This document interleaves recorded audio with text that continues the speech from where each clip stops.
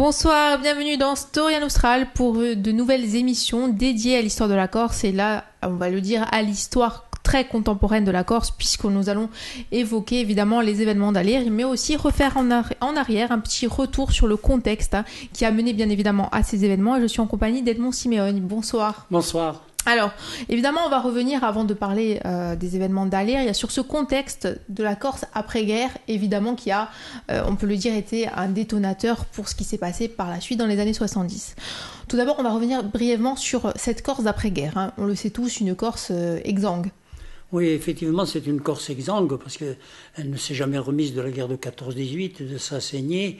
Et en 1950, la Corse est vraiment dans une situation très difficile. C'est une des rares îles de la Méditerranée qui a perdu de la population, qui ne connaît pas de développement économique si on la compare à d'autres îles. Et là commence à y avoir les premiers balbutiements des contestations fiscales et autres. Mais la Corse est très très mal en point, d'abord parce qu'il n'y a pas encore de tourisme, ensuite parce qu'il n'y a pas de tertiaire à l'époque, et ensuite parce que l'agriculture est une agriculture plutôt vivrière, et que, en définitive, la Corse vit beaucoup de subventions, de transferts sociaux, etc.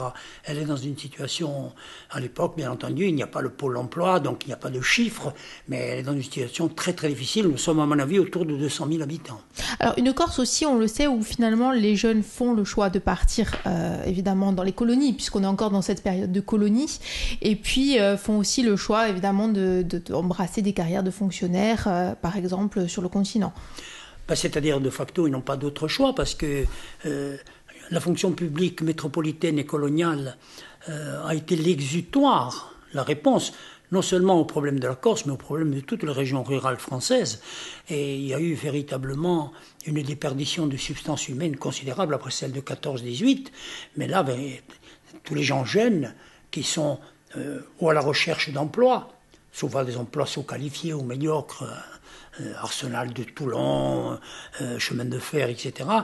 Cette jeunesse-là est contrainte de partir parce que le pastoralisme qui n'a jamais été aidé est une arme importante pour la survie du peuple corse, mais en même temps, il n'est pas une arme de développement parce qu'il n'a pas été encadré par des normes sanitaires, par des prêts, des coopératives, etc. Donc les jeunes Corses partent et on se trouve avec une population de plus en plus vieillie, de plus en plus dépendante, et surtout une population qui est extrêmement réceptive à cette véritable déviation de la politique qu'est le clanisme, qui est une mauvaise adaptation des conditions socio-économiques difficiles. Et donc les Corses sont livrés pieds et poings liés à la toute puissance de l'État, qui travaille très étroitement avec le clanisme sur le plan local. Finalement, les revendications et les problèmes apparaissent quand, on peut le dire, l'ascenseur colonie, l'ascenseur social colonie se tarit, n'existe plus. Exactement. À ce moment-là, on sort des périodes de grande turbulence, la résistance où la Corse est illustrée, la libération, puis le tumulte de la libération, les séquelles, et puis après, à partir de 1950, la France va progressivement rentrer dans les Trois Glorieuses, qui ont été quand même un coup de pouce économique important à la nation française. Et là, je crois que c'est là que la Corse touche du doigt son état de déshérence, parce qu'elle n'a plus les moyens de garder sa jeunesse, elle n'a pas de projet de développement, et en définitive, il y a là la matrice d'une frustration, mais qui pour l'heure est épanchée uniquement par l'exil. C'est là que véritablement, ça commence à poser des problèmes. Au point de vue politique, on le voit donc une forte structure clanique sur l'ensemble de l'île. Est-ce que cela conduit aussi finalement à maintenir une situation de retard peut-être ? Sûrement, c'est-à-dire que c'est à la fois une des causes du retard et c'en est une conséquence. Parce que c'est un système qui n'est pas un problème, qui n'est pas une procédure, je dirais, progressiste. C'est simplement de la cooptation, souvent qui se fait par des liens claniques ou familiaux ou relationnels. Donc il n'y a pas de diplôme, bien entendu, il n'y a pas d'université.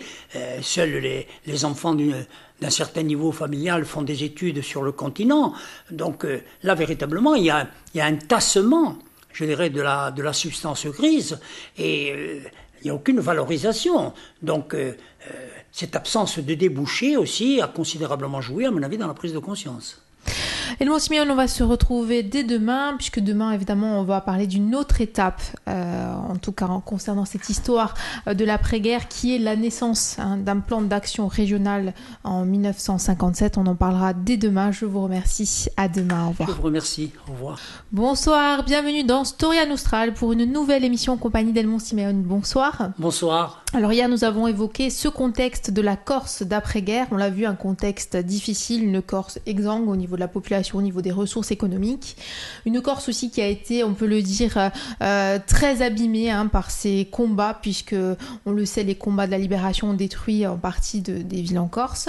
On va parler ce soir de cette évolution finalement qu'a souhaité l'État en 1957, c'est-à-dire un plan d'action régional, au moment finalement où on s'aperçoit que la Corse va très mal. C'est une première réponse à des premières revendications.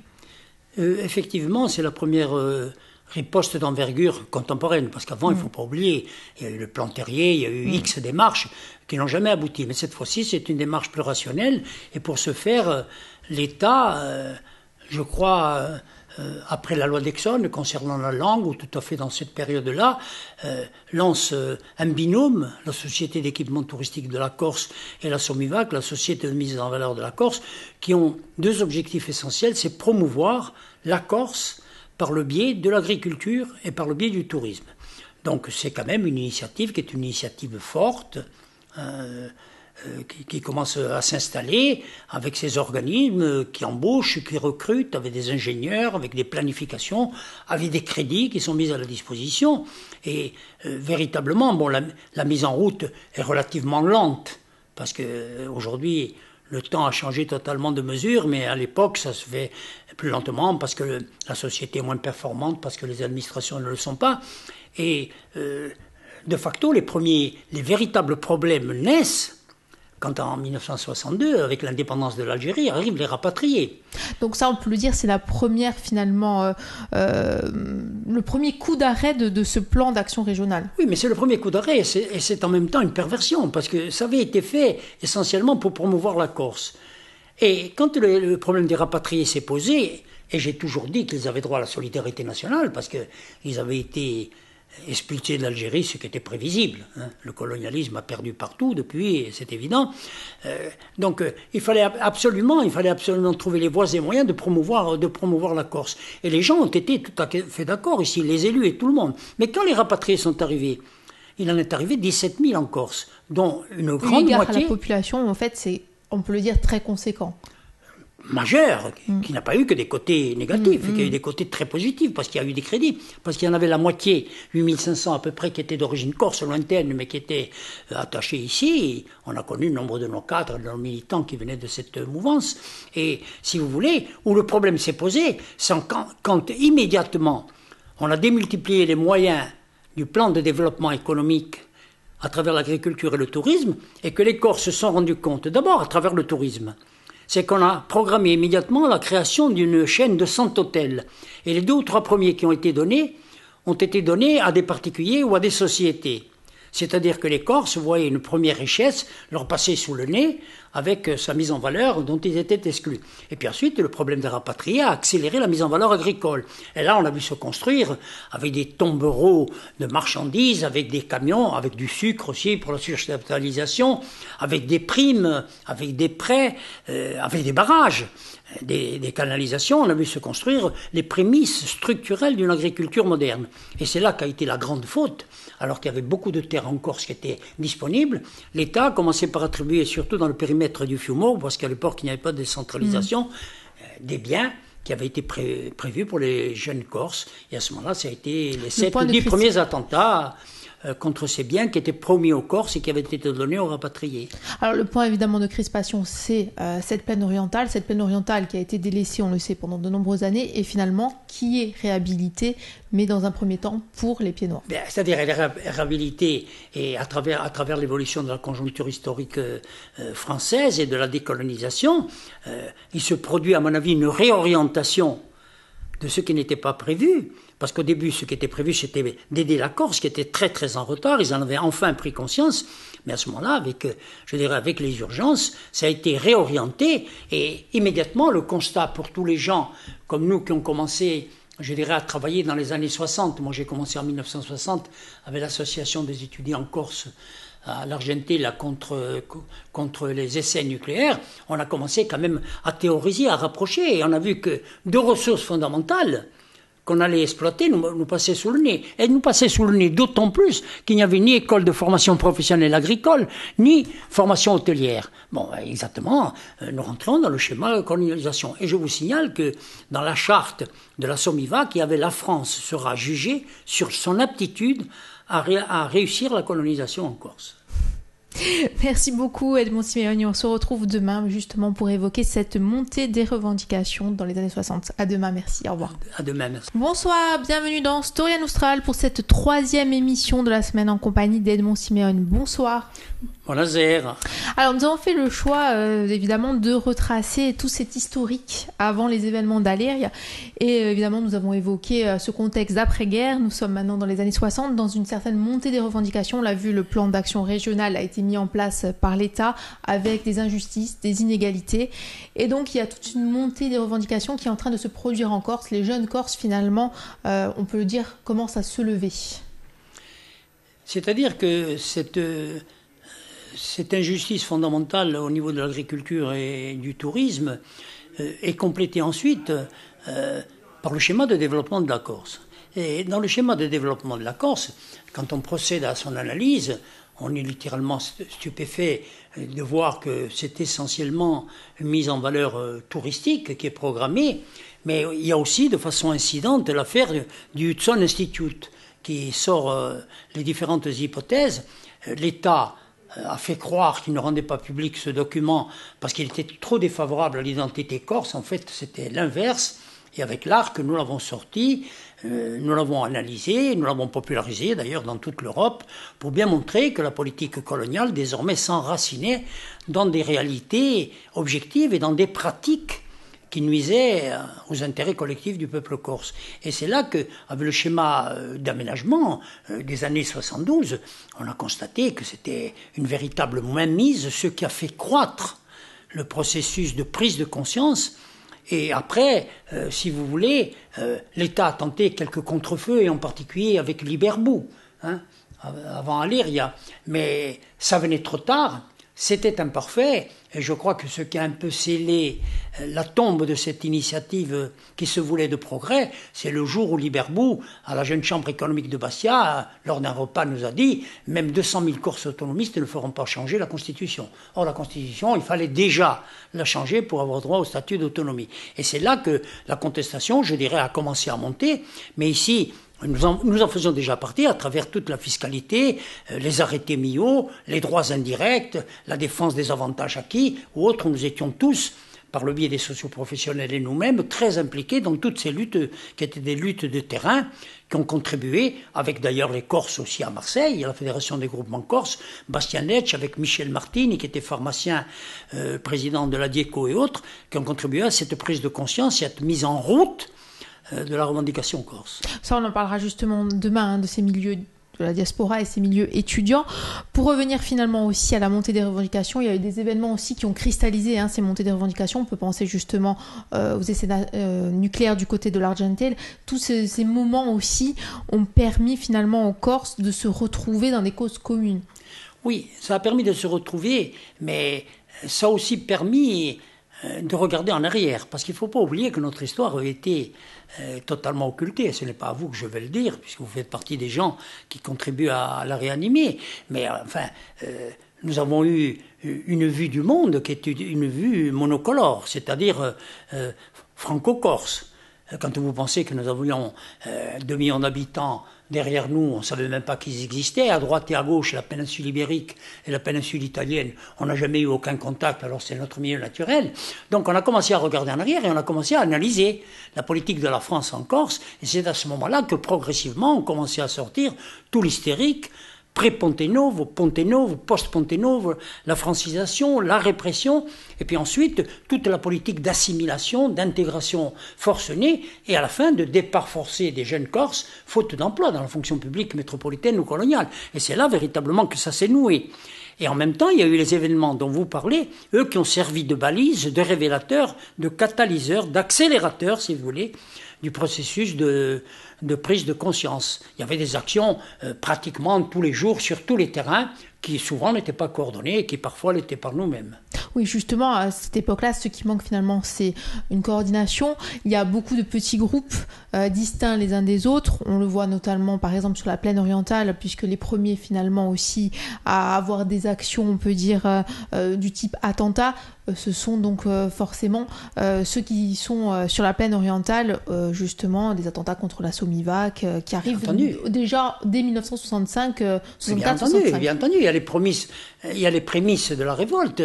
Une politique injuste conduit toujours à la révolte quand il y a une identité forte et quand il y a des richesses prometteuses. En Corse, le silence a duré pendant le quasi-mutisme pendant 2 siècles, et à un moment donné, ça a été le réveil. Quand on dit que j'ai contribué à mettre la Corse à feu et à sang, non, ce qui a contribué à mettre la Corse à feu et à sang, c'est la politique française en Corse, ce n'est pas moi. Merci beaucoup Edmond Simeoni, on se retrouve demain. Demain on va parler justement des milieux étudiants et de la diaspora qui a joué aussi un rôle majeur dans ce révélateur. À demain, merci, au revoir. Au revoir, merci. Bonsoir, bienvenue dans Storia Nostral pour cette avant-dernière émission de la semaine en compagnie d'Edmond Simeoni. Bonsoir. Bonsoir. Alors je rappelle évidemment que vous pouvez retrouver à la fin de la semaine l'ensemble de ces émissions sur le www.alta-frequenza.com en vidéo et en podcast. Nous continuons évidemment à évoquer ce contexte de la Corse d'avant les événements d'Aléria. Nous avons hier assisté, on peut le dire, à cette montée des revendications. Aujourd'hui on va évoquer la naissance aussi dans ce milieu étudiant corse de ces revendications, et puis aussi le rôle important de la diaspora finalement aussi dans cette révélation de ce qu'était la culture corse, une culture qui était finalement en train de se diluer, on l'a vu suite notamment à la politique menée par l'État en Corse. C'était une politique d'extinction, hein. Quand on avait vidé les campagnes, quand les géniteurs potentiels sont morts dans les guerres, quand ils sont partis ailleurs, l'identité corse avec la déprise agricole, la déruralisation, ça s'est accentué manifestement. Il ne faut pas oublier tout de même que la loi d'Aixonne avait reconnu le basque, le breton, le catalan, l'occitan et avait exclu le corse. C'était en 1957. Donc une autre injustice flagrante. Mais là en particulier, ce qui a été très très net dans cette prise de conscience, c'est que à un moment donné, les gens ont commencé à réfléchir et tout doucement, ils ont commencé à théoriser et à faire des liens. Bon, moi j'avais commencé à contester en 1960. Et puis après j'avais continué avec des organismes revendicatifs. Et puis après tout de suite avec, je dirais, Ariti et les premiers mouvements, ceux qui étaient les initiateurs de notre démarche, avec Max Simeoni, Paul Marxette, Yves Le Beaumain, Confortine, etc., Abatucci père, le père de Jacques. Et puis ensuite, en 1967, on a créé l'ARC. Et sont nés aussi d'autres mouvements. Un mouvement, par exemple, le FRC, qui était un mouvement plus ancré à gauche, etc. Et puis là, on commençait aussi les premières violences. Hein, après, Giovanni Paolina... Ça, on y reviendra après. Voilà, on en parlera. Mais donc, la prise de conscience, si vous voulez, elle avançait progressivement, elle n'était pas coordonnée. Mais nous jouions déjà un rôle important dans la mesure où nous fédérions, où nous organisions des états généraux de la Corse. Il y en a eu 2 sessions, préconisant une autonomie de gestion. On avait beaucoup, beaucoup travaillé. Et c'est là qu'il nous est apparu qu'il y avait 2 armes essentielles. C'était la jeunesse et... Rien mieux que le dossier du refus de création de l'université, malgré la loi d'orientation de 68, ne pouvait l'objectiver. Le deuxième, c'était la diaspora. Et nous avons donc couplé les deux. J'ai été chargé en particulier de ce travail, et c'est comme ça que je suis allé à Nice, je suis allé à Nice sans arrêt, à la Lanterne, je suis allé à Marseille, bien entendu. Et à Paris, il y avait déjà... Je suis allé à Paris, où d'ailleurs on a fait le lien avec d'autres organismes étudiants qui existaient. Il y avait Lucien Fay, les Charles Santon et toute une équipe de Corse qui après sont revenus dans l'île ou rentrés dans l'île tout simplement à la fin de leurs études. Et comme ça se sont fait des liens. Il y avait des oppositions, mais il n'y avait pas d'antagonisme forcené, quoi. Et puis il faut dire que sur le terrain, nous étions quand même une force très très opérationnelle. Et c'est là que j'ai commencé la la recherche de la diaspora pour la mobiliser devant des banquettes vides. Des réunions avec 3 à 4 personnes, ou des types qui disaient, comme Antoine Chose me le rappelait, chantez-nous la boudeuse. Bon, c'est-à-dire, c'était l'enterrement, c'était fini, c'était plié. Et c'est comme ça que tout doucement, ces Corses de la diaspora, notamment à travers le docteur Coastal, notamment à travers Tafani, notamment à travers tous les gens, Alain Spachinski, Feli, Ferrand, et tous les gens qui se sont impliqués, que la diaspora a commencé à bouger, et c'est après qu'on s'est aperçu qu'elle était une force qui dépassait l'amicalisme pour devenir une véritable force politique. Ça a été un révélateur et en même temps un agrégat de mobilisation. Est-ce que finalement, dans ces années 60, on passe de l'amicale des Corses, où on vient finalement jouer aux cartes, écouter la boudeuse, comme vous le disiez, à une autre réflexion de la diaspora? Qu'est-ce que finalement la diaspora se positionne sur qu'est-ce qu'elle a apporté à la Corse, même en étant à l'extérieur? Alors, la diaspora, ce qu'elle a apporté à la Corse, c'est la perpétuation de la tradition, c'est le maintien de la culture dans les villes extérieures et villages extérieurs à la Corse. Ce qu'elle a perpétué, c'est la solidarité villageoise. Ce qu'elle a perpétué, c'est la solidarité vis-à-vis des Corses qui arrivaient, qui cherchaient des emplois. Elle a été extrêmement active pendant plus d'un siècle. Mais elle n'émergeait pas en tant que force politique. C'était de l'amicalisme. Imbrucciade, Nadal Rocchiccioli, etc., les chansonniers, certains même Christian Méry, qui les faisaient rire. Moi, ils me faisaient plutôt pleurer. Mais donc, si vous voulez, cette diaspora, mais la diaspora, c'était quand même un atout, qui était un conservateur d'identité, et après, il s'est mué tout doucement en défenseur puis en propagateur de l'identité, avec la mutation qui s'est faite, que nous avons contribué, nous et d'autres, à susciter, mais que nous avons accompagné, renforcé, pour en faire ce qu'elle est devenue aujourd'hui. Merci beaucoup, Edmond Simeoni. On se retrouve dès demain pour notre dernière émission de la semaine en votre compagnie. À demain, au revoir. Bonsoir, bienvenue pour cette dernière émission de la semaine en compagnie d'Edmond Simeoni. Bonsoir. Bonjour. Alors, je vous rappelle que ces émissions sont disponibles sur le www.alta-frequenza.com en vidéo et en podcast. Évidemment, nous allons poursuivre cette remontée des années 60 pour évoquer ce contexte d'avant les événements d'Aléria. Hier, nous avions parlé un petit peu des étudiants. On va revenir finalement sur ces étudiants qui, très vite, eux aussi, décident finalement de se structurer et d'avancer aussi dans cette renaissance finalement d'une volonté de promouvoir l'histoire et la culture corse, puisqu'on le voit aussi à cette période, notamment avec l'initiative d'étudiants avec l'Union nationale des étudiants corses. Renaissent aussi ces figures, notamment Pascal Paoli, finalement, qui va reprendre à partir de ces années-là toute sa place. Oui, vous avez tout à fait raison. Comme je l'ai déjà dit, il y avait à Paris l'Union nationale des étudiants corses, et puis il y avait tous les étudiants à Nice, les prémices de la CSC, et puis la Fédération des étudiants corses, dans laquelle il y avait des gens qui sont devenus tous après des cadres de la lutte d'émancipation nationale, certains dans la légalité, d'autres dans la clandestinité, et donc ça a été un terreau, et c'était un terreau formidable parce que la jeunesse corse, elle a un lien très très étroit avec sa propre famille. Vous savez ce que représentent les jeunes dans notre éducation, dans notre culture. En même temps, ils étaient porteurs d'une revendication, d'une affirmation d'identité, mais d'une revendication forte, qui était l'université, que je considère moi comme le combat le plus gratifiant qu'il m'a été donné de mener, parce qu'il y a quand même des dizaines de milliers de gens qui ont été formés et dont beaucoup n'auraient pas pu faire des études. Et c'est là, je dirais, dans ce véritable tumulte qu'est née progressivement la radicalisation. On dit, ce ne sont pas les étudiants qui nous ont poussés à la radicalisation. Nous étions radicalisés nous-mêmes, et c'est nous plutôt qui avons montré aux étudiants, en essayant toujours d'être prudents, le chemin de l'émancipation. Après, bien entendu, ils sont adultes et majeurs, et ils ont fait leur chemin avec leur propre structure, avec leur choix idéologique, leur choix politique, structurel. Mais enfin, nous sommes restés tous très très liés, parce que nous sommes...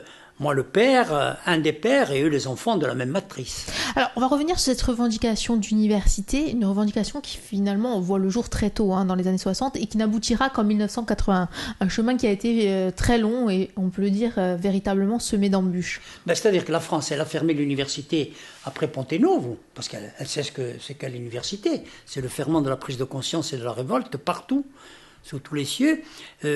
Et ensuite, elle a mis du temps pour la réouvrir. Et quand elle l'a réouverte à minima dans le cadre de la loi d'orientation de 1968 de M. Faure.